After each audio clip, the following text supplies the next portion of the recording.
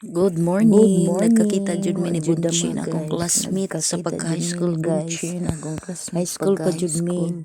Nagkakita to Chin, graduation sa madi ko high magdahom school. nga Maestro na magkita si ni sa akong guys sa San classmate. Francisco Kawa may namin nagkita apil-apil sa sa Gaysan. among Wajud ba. ama. Sa among Istorya reunion kada na po June di jang 22. pamilya diri sa Dili Gaysan. mi nagkita sa Nagtanaw rami Gaysan. motor. Nagtanaw-tanaw kay nag-relax guys. Kaya rang kainit sa gawas.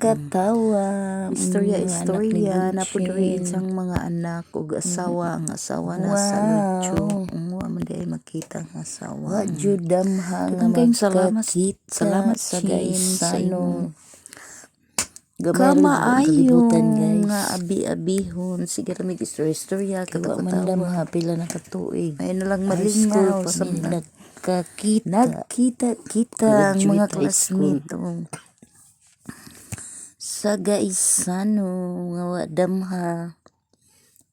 Hi sir. Maestro na ni si Jacuman guys. Mura gyapon iyang batasan, buutan kayo. Very humble. Salamat kaayo Chin. Sa panagkita nga wa damha gamay ra jud ang kalibutan. Maya maamo. Wa man kay apil sa atong reunion. Batch 88. Tuang jasawa. Bira pa more.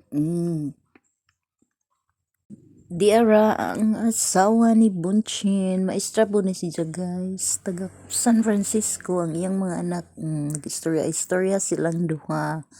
Kay dugay na sila wala magkakita. Bira pa more. Istorya pa more.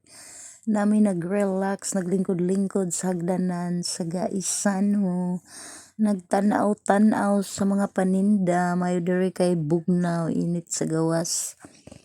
Init magsuroy-suroy sa gawas. Nagkakita sila.